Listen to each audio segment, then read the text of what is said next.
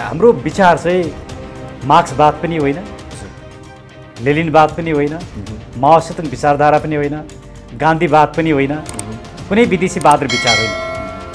पृथ्वीपथ र हाम्रै विभूतिहरू या जनकका आदर्श, बुद्धका ज्ञान, पृथ्वीनारायण शाहको दिव्य उपदेश यिनै हाम्रो लागि पर्याप्त छन्। र कुनै पनि राजनीतिक विचार चाहिँ मुलुक सुहाउँदो र मुलुकको इतिहास, धर्म, संस्कृति, परम्परा र सभ्यताको अनुकूलको हुनुपर्छ। नेपालका लागि नेपालीबाट प्रत्यक्ष रूपमा देख्ने, उनीहरूले अनुभव गर्ने नयाँ चिज चाहिँ के हो त डाक्टर साहब? पार्टीको मुख्य एजेन्डा, हिजो हामी अभियान हुँदा पनि हाम्रो मुख्य एजेन्डा भ्रष्टाचारको अन्त्य नै थियो, आज पनि भ्रष्टाचारको अन्त्य नै हो। हजुर, यदि यो मुलुकमा भ्रष्टाचारको अन्त्य नहुने हो भने राजा आए पनि नआए पनि, फलानु आए पनि फलानु नआए पनि, व्यवस्था परिवर्तन भए पनि नभए पनि केही अर्थ राख्दैन। निर्वाचनमा उम्मेदवारी किन्नुपर्छ, पार्टीलाई पैसा दिनुपर्छ, नेतालाई पैसा दिनुपर्छ, टिकट पाउनु पर्यो, मतदाता किन्नु पर्यो, जाल रक्सी खुवाउनु पर्यो, गुन्डा परिचालन गर्नु पर्यो, भोज भत्तेर गर्नु पर्यो, निर्वाचनमा छलकपट गर्नु पर्यो। यो सबै कुराले हाम्रो लोकतन्त्र चाहिँ कस्तो भयो भने लुटतन्त्र जस्तो भयो। त्यसैले यो निर्वाचनमा पैसाका भरमा निर्वाचन लड्ने कुरालाई अन्त्य नगरेसम्म लोकतन्त्र साँचो अर्थमा लोकतन्त्र पनि हुँदैन, भ्रष्टाचारको अन्त्य पनि हुँदैन। दुईजना कानुन क्षेत्रको वरिष्ठ व्यक्तित्वहरू हुनुहुन्छ, तपाईँहरूमाथि नै प्रश्न उठ्छ, बालकृष्ण नेउपानेको सम्पत्ति कति हो, डाक्टर सुरेन्द्र भण्डारीको सम्पत्ति कति हो, आफ्नो चाहिँ सार्वजनिक नगर्ने अनि अरूको सम्पत्तिमा चाहिँ आँखा लाउने, प्रश्न उठाउने भनेर भन्छन्। तपाईँले आफ्नो सम्पत्ति कहिले सार्वजनिक गर्नुहुन्छ? यदि मैले मेरो सम्पत्तिको स्रोत देखाउन सकिनँ, हो मैले गलत रूपमा कमाएको रहेछु भने मलाई क्लिन चिट दिन हुँदैन। त्यो क्लिन चिट नपाइकन म राजनीतिमा जानै हुँदैन, म त्यहीँ रोकिहाल्छु, म त्यहीँ समाप्त हुन्छु। त्यसैले हामी यो सार्वजनिक गर्छौँ। जुन दिन हामी इलेक्सन लड्छौँ त्यो लड्ने बेलामा त हामीले मेरो सम्पत्ति यति छ, मैले यसरी कमाएँ भन्ने कुरा त भन्नु पऱ्यो नि, त्यो बेला हामी भन्छौँ। अब त्यो बेला हामीले भनेन भने हामीलाई भोट नदिनुहोस्। हो, नागरिकले जति पनि प्रश्न उठाउँछन् तपाईँहरूप्रति त्यसको जवाफ निर्वाचनभन्दा अगाडि पाउँछन् नागरिकले, दिनैपर्छ। हामीले नदिए त हामीलाई निर्वाचनमा किन भोट दिने? अब जहिले निर्वाचन हुन्छ, आगामी निर्वाचनमा नेपालका लागि नेपाली राजनैतिक दलले सबैतिर सहभागिता जनाउँछ, निर्वाचनमा भाग लिन्छ। हामी 165वटै क्षेत्रमा उम्मेदवार दिन्छौँ। तपाईँहरूसँग त भ्रष्टाचार गरेको पैसा पनि छैन, तपाईँहरूसँग करोडौँ हालेर टिकट किन्ने क्षमता पनि छैन भने तपाईँलाई जनताले कसरी पत्याउँछन् त? कसरी त्यो राजनीतिक दलको चेन ब्रेक गर्नुहुन्छ तपाईँहरूले? मुलुकलाई दुखिसके पछाडि मुलुकलाई अब पनि भ्रष्टाचारीहरूलाई नै शासन गर्न दिन हुँदैन, मुलुक बचाउनु पर्दछ, एमसिसीवालाहरूलाई अब पराजित गर्नु पर्दछ भनेर त्यो विचारप्रति आस्था राख्ने व्यक्ति त हामीलाई साथ दिन्छ नि। त्यो मिडियाले पनि दिन्छ, नागरिकले पनि दिन्छन्। डाक्टर साहब नमस्कार, स्वागत छ यहाँलाई। धन्यवाद दाल सर, आफ्टर लङ टाइम। हजुर, नेपालका लागि नेपाली राजनीतिक दल खुले पछाडि यहाँसँग मेरो पहिलो संवाद हुँदैछ। हजुर, नेपालका लागि नेपाली राजनैतिक दल भन्छन् नि, राजनीतिक पार्टी भइसकेपछि यसको लिङ्ग के हो भन्छन् नि, यो एउटा प्रजातान्त्रिक विचारधाराको पार्टी हो कि कम्युनिजम विचारधाराको पार्टी हो भनेर प्रश्न गर्छन् के? यति बेला विश्वभरि दुईवटा विचारधारा चर्चामा छ। यहाँहरूको पार्टीलाई आम नागरिकले कुन विचारधाराको पार्टी भनेर चिन्ने डाक्टर साहब? गजब राम्रो प्रश्न राखिदिनु भयो दाल सर, यहाँलाई धन्यवाद। हामी डेमोक्रेसीमा विश्वास गर्छौँ, लोकतन्त्रमा विश्वास गर्छौँ। हामी लोकतन्त्र हाम्रो आधारभूत राजनीतिक धरातल सिद्धान्त हो। हामी प्रगतिशील विचारमा पनि विश्वास गर्छौँ। छोटकरीमा भन्दाखेरि गरिबी अन्त्य हुनुपर्छ, भेदभाव हुन हुँदैन, युवाहरूले रोजगारी पाउनुपर्छ। आखिरी नेपालमा भएको लेफ्ट या वामपन्थी विचारले उठाएका मुख्य कुरा त यिनै हुन् नि। हुन त ती धेरै वामपन्थी शक्तिहरू आफ्नो विचारभन्दा बाहिर पुगे, हजुर, तर त्यो विचार चाहिँ अहिले पनि महत्त्वपूर्ण छ। त्यसैले वामपन्थी या प्रगतिशील विचारको त्यो पक्षलाई पनि हामी आदर गर्छौँ। हजुर, तर हामी मुलुकको राजनीति विदेशीवाद, विदेशी विचार र विदेशी सिद्धान्तबाट निर्देशित हुनु हुँदैन। र आज मुलुकमा आएको सिद्धान्त यी विदेशीवाद र विचार बोकेर आएको कारणले यो समस्या भएको। त्यसैले नेपालको राजनीति चाहिँ मौलिक राजनीतिक चिन्तन, हाम्रो आफ्नै विचार, हाम्रो आफ्नै आदर्शबाट चल्नुपर्छ। अर्थात् जुन विचारले यो मुलुक एकीकरण भयो, जुन विचारले यो मुलुकको निर्माण भयो, एकीकरण एउटा पक्ष भयो, निर्माण अर्को पक्ष भयो। यी दुईटै एकीकरण र निर्माणको यो पक्षमा पृथ्वीनारायण शाहले जुन विचार अगाडि राखे त्यो विचार चाहिँ ज्यादै महत्त्वपूर्ण छ। अर्थात् पृथ्वीनारायण शाहले आफ्नो दिव्य उपदेशमा मुलुकको राजनीति, धर्म, संस्कृति, परम्परा, अर्थतन्त्र, उत्पादन, रोजगारी, आयात, निर्यात, व्यापार, सबै कुराको बारेमा एउटा सटिक पोलिसी अगाडि सारेका छन्। हजुर, त्यो अहिले पनि मुलुकको लागि त्यति नै एउटा आवश्यक छ। मैले यहाँलाई रोकौँ डाक्टर साहब, प्लिज। मैले यहाँको यति बेरको कुराबाट के बुझेँ भने नेपालका लागि नेपाली राजनीतिक दल भनेको केही वामपन्थी विचारधारा, केही लोकतान्त्रिक विचारधाराको एउटा फ्युजन हो। दुवै विचारधाराको राम्रो पक्षलाई तपाईँहरू क्यारी गर्दै हुनुहुन्छ। राइट। नागरिकले यही बुझ्दा हुन्छ। त्यसलाई हामी नेपाली चिन्तन, नेपाली राजनीतिक शैलीमा ढाल्दैछौँ। हजुर। किन ढाल्दैछौँ भने हामीले कुरा कम्युनिजमको कुरा गरेर, मार्क्सवादको कुरा गरेर, मार्क्स, लेनिन, माओ त्से-तुङलाई आदर्श मानेर यो मुलुकको राजनीति चल्दैन। हजुर। यो मुलुकका जुन समस्या छन् त्यो समस्या समाधान गर्ने, समस्याको समाधान गर्ने नीति राजनीतिले लिनुपर्छ। अवश्य। त्यसले अहिलेसम्मको कुरा, सैद्धान्तिक कुराले मुलुकका समस्या समाधान भएनन्। हामीले लोकतन्त्र, नाम चाहिँ लोकतन्त्रको कुरा गऱ्यौँ तर काम चाहिँ अलोकतान्त्रिक गऱ्यौँ।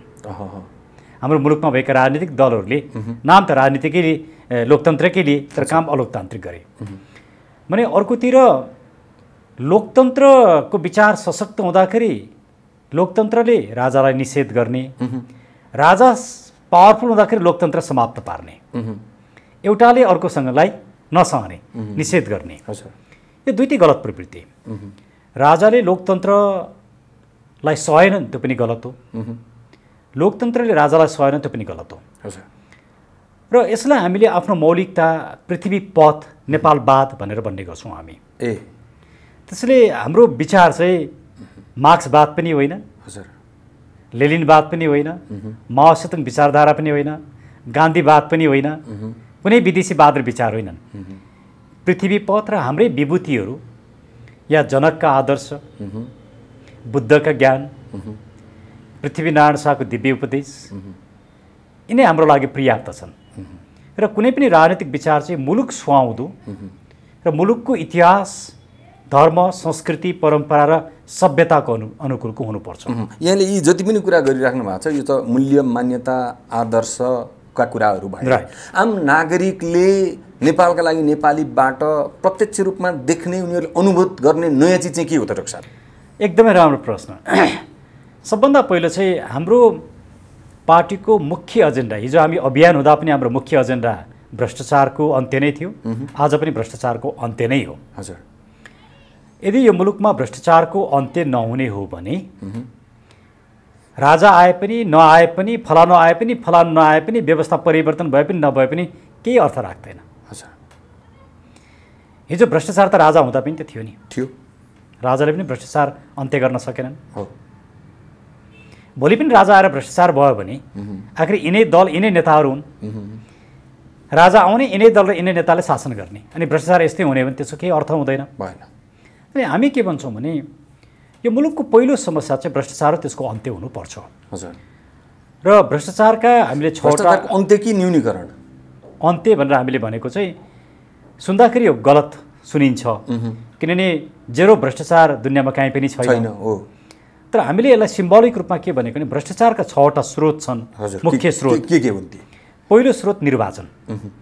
निर्वाचनमा उम्मेदवारी किन्नुपर्छ, पार्टीलाई पैसा दिनुपर्छ, नेतालाई पैसा दिनुपर्छ, टिकट पाउनु पर्यो, मतदाता किन्नु पर्यो, जाड रक्सी खुवाउनु पर्यो, गुन्डा परिचालन गर्नु पर्यो, भोज भत्तेर गर्नु पर्यो, निर्वाचनमा छलकपट गर्नु पर्यो। यो सबै कुराले हाम्रो लोकतन्त्र चाहिँ कस्तो भयो भने लुटतन्त्र जस्तो भयो। त्यसैले यो निर्वाचनमा पैसाका भरमा निर्वाचन लड्ने कुरालाई अन्त्य नगरेसम्म लोकतन्त्र साँचो अर्थमा लोकतन्त्र पनि हुँदैन, भ्रष्टाचारको अन्त्य पनि हुँदैन। बिना पैसाको निर्वाचन सम्भव हुन्छ? अब नर्डिक कन्ट्रिजहरूमा त छ नि, जापानमा बिना पैसै हुन्छ, त्यहाँ त मतदाता पनि किनिँदैन, उम्मेदवार पनि किनिँदैन। यस्ता थुप्रै मुलुकहरू छन् नि जहाँ डेमोक्रेसी साँच्चैकै डेमोक्रेटिक छ, डेमोक्रेसी फर्स्ट आएको छ। तर हामीले खोजेको चाहिँ पोलिटिकल एजेन्डाको लागि चुनाव हुनु पर्यो। अहिले एउटा सांसद बन्नको लागि करोडौँ करोड खर्च गर्नुपर्छ र सांसद भएपछि अनि मन्त्री बन्ने अनि प्रशस्त पैसा कमाउने। त्यसले यो निर्वाचन प्रणालीमा नै आमूल परिवर्तन नगरेसम्म भ्रष्टाचारको अन्त्य हुँदैन। एउटा भने के आमूल परिवर्तन भने के? आमूल परिवर्तन भनेको नम्बर 1 सांसदहरू मन्त्री बन्न पाउने व्यवस्था हटाउनुपर्छ। मन्त्री बन्न नपाउने भएपछि करोडौँ खर्च गरेर चुनाव कोही पनि लड्दैन। प्रधानमन्त्री प्रत्यक्ष रूपमा निर्वाचित हुनुपर्छ, जुन अहिले हामीले अहिलेको मुलुकको राजनीतिक यो लडाइँमा हामीले सबै कुरा देख्यौँ। 2/3 पनि काम गर्दो रहेछ। मन्त्रीहरूको सङ्ख्या प्रधानमन्त्री 1 जना 10 जना मन्त्री 11 जनाको भए पुग्छ। मन्त्रीहरू विशेषज्ञ हुनुपर्छ। त्यो पार्टीकै मान्छे हुनुपर्छ भन्ने छैन, विशेषज्ञ हुनु पर्यो। पार्टीको पनि हुनसक्छ, पार्टी बाहिरको पनि हुनसक्छ। सांसदहरूको सङ्ख्या चाहिँ 110 देखि 115 हामीले भन्ने गरेको, अब 100 पनि हुनसक्छ, 120 पनि हुनसक्छ। त्यो छलफल गरेर एउटा सानो सङ्ख्याको सांसद हुनुपर्छ। उम्मेदवारी किन्न नपर्ने व्यवस्था गर्नुपर्छ। पार्टीलाई उम्मेदवारी बन्नका लागि यो नकिन्ने प्रणाली कसरी सम्भव छ भने जुन चुनाव क्षेत्रमा जो उम्मेदवार त्यही क्षेत्रका व्यक्तिहरूलाई त्यही नै निर्णय गर्न दिनुपर्छ। यो केन्द्रीय समितिमा आउने, पार्टीका नेता कहाँ पुग्ने अनि उसले टिको लगाइदिने प्रचलन हटाउनुपर्छ। त्यो हुनासाथ पैसाको खेल यहाँ अन्त्य हुन्छ। त्यसले यसरी निर्वाचन प्रणालीलाई हामी आमूल रूपमा परिवर्तन परिमार्जन गर्ने र विदेशमा बस्ने नेपाली नागरिकलाई पनि मतदानको अधिकार सुरक्षित गर्ने। अहिले त एउटा एप्स बनाएर सेलफोनबाटै मतदान गर्न सकिन्छ। त्यसले यति भइसके पछाडि भ्रष्टाचारको अन्त्य गर्न सकिन्छ। यी समस्या त समाधान गर्न सक्यो नि। त्यसले यो निर्वाचनबाट हुने भ्रष्टाचार चाहिँ अन्त्य गर्न सकिन्छ भनेर हामीले अन्त्य भनेको एक। दोस्रो कुरा, सत्तामा पुगेपछि पञ्चायत कालदेखि आजसम्म सत्तामा बस्ने प्रत्येक व्यक्तिले, राजनीतिज्ञ र ठुला कर्मचारीले कसरी सम्पत्ति कमाए, कसरी पैसा कमाए त्यो सर्लङ्ग छ। त्यो तलबले यत्र सम्पत्ति जोडिँदैन। त्यसले यो सम्पूर्ण राजनीतिज्ञ र ठुला कर्मचारीको सम्पत्तिको छानबिन गरिनु पर्दछ। त्यसको लागि एउटा निष्पक्ष स्वतन्त्र आयोग बनाइनु पर्दछ, पावरफुल नागरिक आयोग। र त्यो नागरिक आयोगले यी सबैको सम्पत्तिको छानबिन गरेर दोषीलाई कारबाही गर्न पाउनु पर्दछ। र त्यसरी कमाएको सम्पत्ति जफत गरेर युवाहरूलाई रोजगारी, गरिबीको अन्त्य, शिक्षा र स्वास्थ्यलाई निःशुल्क गुणस्तरीय बनाउन लगाउनु पर्दछ भन्ने हाम्रो एजेन्डा। एकदम राम्रो एजेन्डा डाक्टर साहब। अब यो अहिले तपाईँहरूले जुन पार्टीको सुरुवात गर्नुभएको छ, यसमा विशेष त 2 जना आम नागरिकले अपेक्षा गरेको व्यक्ति, बालकृष्ण न्यौपाने अध्यक्ष भनौँ, संयोजक भनौँ, यहाँलाई वरिष्ठ उपाध्यक्ष भनौँ, 2 जना कानुन क्षेत्रको वरिष्ठ व्यक्तित्वहरू हुनुहुन्छ। तपाईँहरूमाथि नै प्रश्न उठ्छ, बालकृष्ण न्यौपानेको सम्पत्ति कति हो, डाक्टर सुरेन्द्र भण्डारीको सम्पत्ति कति हो, आफ्नो चाहिँ सार्वजनिक नगर्ने अनि अरूको सम्पत्तिमा चाहिँ आँखा लाउने, प्रश्न उठाउने भनेर भन्छन्। तपाईँले आफ्नो सम्पत्ति कहिले सार्वजनिक गर्नुहुन्छ? एकदमै राम्रो कुरा। हामी जुन दिन हामी सत्तामा जान्छौँ, सत्तामा जानुभन्दा पहिला हामीले पनि सम्पत्ति सार्वजनिक गर्नुपर्छ र हामीले पनि क्लिन किसिमले कमाएको भन्ने कुरा प्रमाणित हुनुपर्छ। अवश्य। त्यसैले त्यो नागरिक आयोगले सबभन्दा पहिला हामी माथिबाट सुरु गर्नुपर्छ। त्यसैले हामी भन्छौँ त्यो नागरिक आयोगमा स्वतन्त्र र निष्पक्ष व्यक्ति हुनु पर्यो।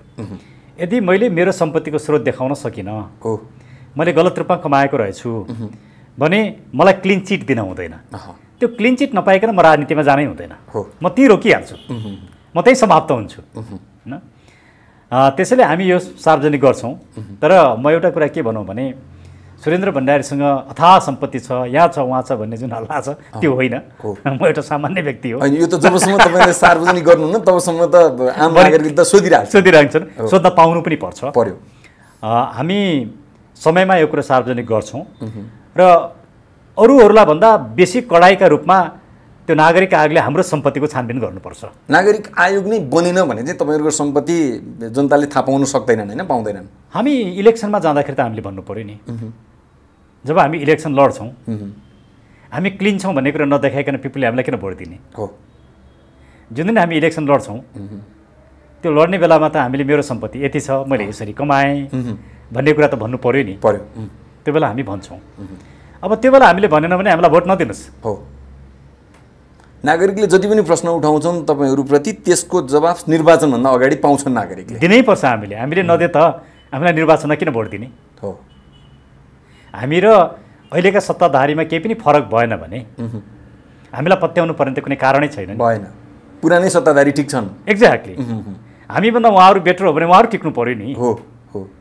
त्यसैले यो प्रश्न उठाइदिएकोमा म यहाँलाई धन्यवाद पनि दिन चाहन्छु। र हामीले गम्भीरतापूर्वक एउटा हामी जब सार्वजनिक पदमा जाँदैछौँ, निर्वाचन लड्नु भने त म सार्वजनिक पदमा जाँदैछु भने हो नि, त्यो बेला हामीले जो हाम्रो साथीहरू निर्वाचनमा जान्छन्, जो हामी जान्छौँ, हामी सार्वजनिक गर्छौँ।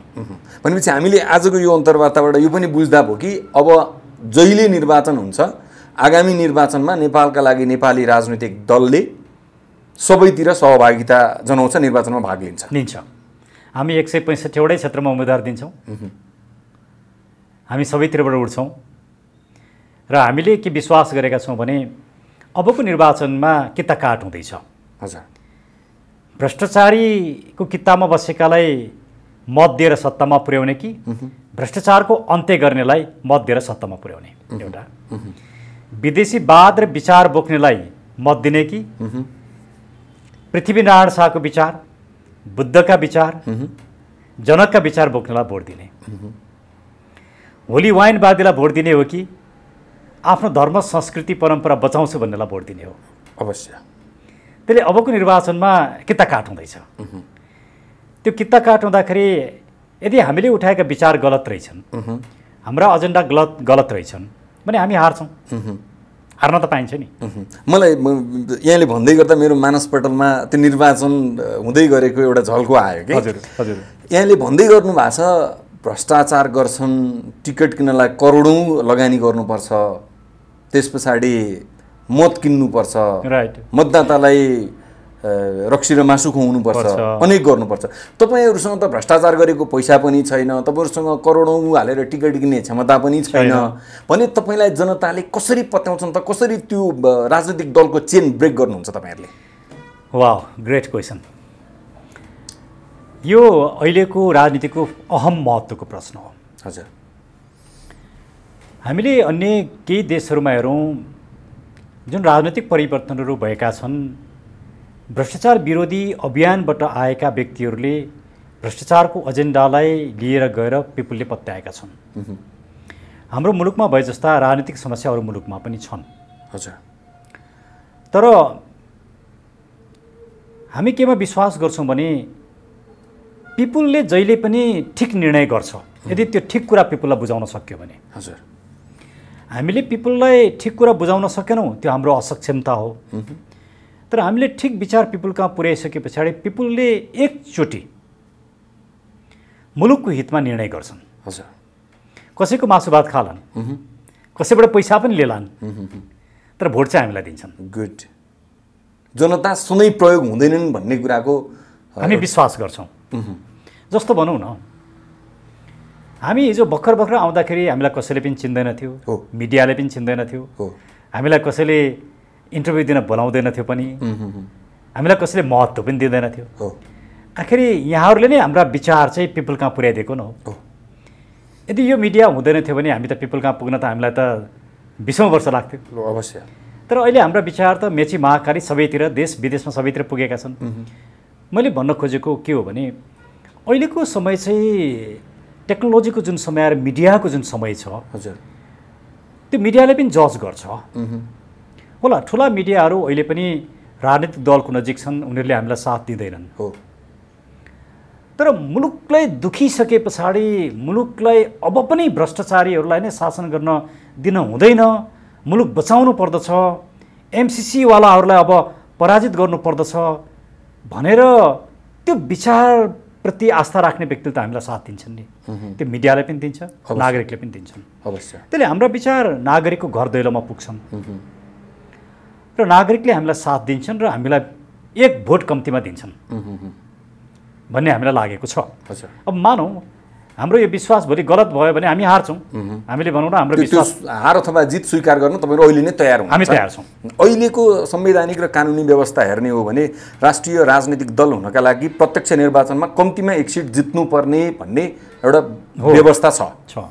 कम्तीमा एक सिट जितेर राष्ट्रिय राजनीतिक दल बन्नको लागि समानुपातिकबाट आएका मतहरूको माध्यमबाट अरू समानुपातिक प्रतिनिधित्व गराउनका लागि नेपालका लागि नेपाली राजनीतिक दलको एजेन्डा योजना अब निर्वाचन नहुँदासम्म के छन् तपाईँहरूको तयारी के छ भन्नुहोस् न डाक्टर साहब। एकदमै राम्रो। हामी अहिले विभिन्न जिल्लामा प्रदेशमा सङ्गठन निर्माण गरिरहेछौँ। हजुर। काठमाडौँ उपत्यकामा उपत्यका समिति निर्माण गर्दैछौँ। त्यसका तयारीहरू भइराखेका छन्। हामी उपत्यकामा प्रत्येक निर्वाचन क्षेत्रको विषयमा प्रत्येक दिन छलफल गरिरहेछौँ हाम्रो पार्टी कार्यालयमा। हजुर। र निर्वाचन क्षेत्रसँग सम्बन्धित व्यक्तिहरू आइरहनु भएको छ, छलफलमा जुटिरहनु भएको छ। हामी त नयाँ पार्टी हामीलाई लागेको थियो, हामीले भन्दैमा को आउला र भन्ने लागेको थियो। तर अहिले हाम्रो अफिसमा जुन भिडभाड देखिन्छ, जुन किसिमले युवादेखि लगेर वृद्धहरू, सिनियर सिटिजनहरू जसरी आउनु भएको छ र जुन छलफलमा जुट्नु भएको छ, जुन सुझाव हामीलाई दिनुभएको छ, त्यो हेर्दाखेरि के लागिरहेछ भने यो मुलुकले अब एउटा परिवर्तन खोजेको छ। अवश्य। र नेपालका लागि नेपाली चाहिँ वैकल्पिक शक्ति होइन, अबको राजनीतिको मूलधार शक्ति हो। त्यो फिल भइसक्यो यहाँ, हामीलाई त्यो फिल छ। हजुर।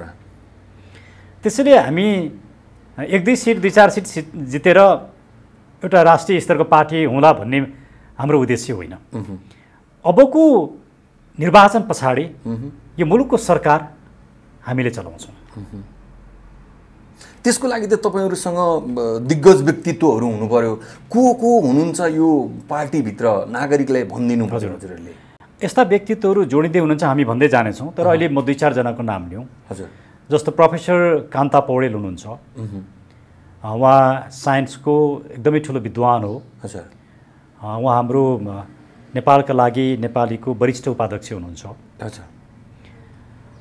त्यस्तै हामीसँग यो मुलुकले नै चिनेका ख्यातिप्राप्त कलाकार सन्तोष पन्त हुनुहुन्छ। ए हजुर। उहाँ हाम्रो प्रमुख सल्लाहकार हुनुहुन्छ। त्यस्तै यो मुलुककै अर्का ख्यातिप्राप्त कलाकार राजाराम पौडेल हामीसँग हुनुहुन्छ। उहाँ पनि हाम्रो वरिष्ठ सल्लाहकार हुनुहुन्छ।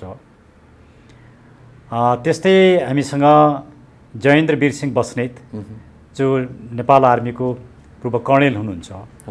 उहाँ हाम्रो अहिले महामन्त्री हुनुहुन्छ। हामीसँग विभिन्न क्षेत्र र समुदायका व्यक्तित्व र सबैभन्दा ठुलो त यो मुलुकका धर्मगुरुहरू, पीठाधीश, मठाधीश, सन्त महन्तहरूको ज्यादै ठुलो आशीर्वाद हामीलाई छ। र म यहाँलाई एउटा कुरा यहाँकै कार्यक्रम मार्फत पहिला मैले योभन्दा अगाडि भनेको थिएन। हजुर। भर्खरै देवघाटमा यो मुलुकका विशिष्ट धार्मिक गुरुजनहरूको भेला भएको थियो। हजुर। 3 दिन अगाडि यहाँ पनि सहभागिता भएर आउनुभयो? म सहभागी भइनँ, तर म त्यो कार्यक्रम भइसके पछाडि बेलुका पुगेको थिएँ गुरुहरूलाई भेट्न। र त्यहाँ एउटा महत्त्वपूर्ण निर्णय भएको छ। हजुर। त्यो निर्णय चाहिँ अबको निर्वाचनमा होली वाइनवादीहरू र धर्म विरोधीहरूलाई मत नदिने, जसले हिन्दू धर्मको, किराँत धर्मको, बुद्ध धर्मको रक्षाको एजेन्डा लिएर आउँछ त्यसलाई मात्रै भोट दिने भन्ने निर्णय भएको छ। गुड। र यो मुलुकमा 84% हिन्दूहरू छन्। ओमकार परिवार सहित गरेर 94% छन्। हामी जसको सभ्यताको रक्षाको लागि लडिरहेछौँ, हामीलाई उहाँहरूले एक भोट दिनुभयो भने हामी बहुमतै हामी 2/3 ल्याउँछौँ। र फेरि हाम्रो पार्टी र अरू पार्टीको बिचमा ठुलो फरक छ। हजुर। हाम्रो पार्टीमा बुद्ध, हिन्दू, किराँत लगायतको धर्मगुरुहरूको एउटा उच्चतम बढी चाहिँ त्यसलाई हामी धर्मसभा भन्छौँ। र त्यो धर्मसभाबाट हामी निर्देशित छौँ। हजुर। धर्मको रक्षाको लागि, सभ्यताको रक्षाका लागि नेपालका लागि नेपाली पार्टी गठन भएको हो। हामी राजनीति र धर्मको बिचमा अनुनासिक सम्बन्ध छ। हामी धर्म रक्षाको लागि छौँ। हिन्दू धर्म सहितको राज संस्था तपाईँहरूको एजेन्डा हो? हिन्दू, बुद्ध, किराँत, इभन जैन, यो माटोले 5वटा धर्महरू जन्मायो। म राज संस्थाकोमा आउँछु। मैले अलिकति, किन यहाँको यो पपुलर च्यानल पनि छ, धेरै मानिसहरूले यसलाई हेर्नु पनि हुन्छ। पृथ्वीनारायण शाहले नेपालको बारेमा 4वटा शब्दमा नेपाललाई चित्रण गर्नुभयो। हजुर। मैले त्यति राम्रो चित्रण अरू कसैले पनि गरेको पाइनँ। उहाँले के भन्नु भने नेपाल देवभूमि हो, नेपाल तपभूमि हो, नेपाल सबैको साझा फुलबारी हो, नेपाल ईश्वरको किल्ला हो। यो चारवटा कुराले नेपाललाई चित्रण गर्छ नेपाल के हो भन्ने कुरा हो। नेपालमा 5वटा धर्म जन्माउने माटो यो हो। दुनियाँको सबैभन्दा पुरानो फिलोसफी दर्शन जन्माउने माटो यो हो। 84,000 ऋषिमुनिले तपस्या गरेको भूमि हो यो। यो सभ्यतालाई